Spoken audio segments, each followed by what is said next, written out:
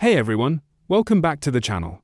Today, we're catching up with Kara Childerhouse, once in the spotlight for her relationship with NRL player Michael Lichaa.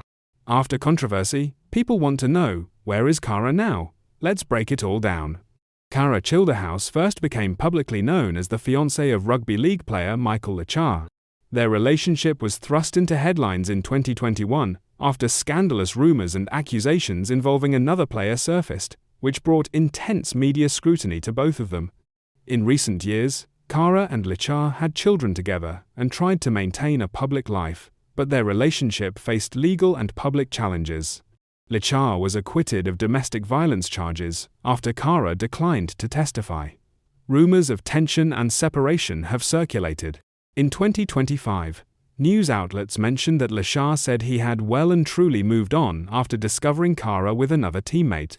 Kara made headlines again when leaving Sutherland Court, and has largely kept a low public profile since. Where is Kara Childerhouse now? As of now, Kara Childerhouse appears to be living a quieter life out of the public eye. She is not currently making major media appearances. Her last known public involvement was in legal proceedings related to the fallout with Lichaa.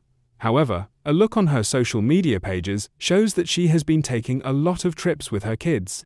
They go for hikes, riverside relaxations, and other weekend getaways. She seems to have stepped back from the spotlight, focusing on private life and personal matters away from media glare. Kara Childerhouse's path has taken a sharp turn from headline news to privacy.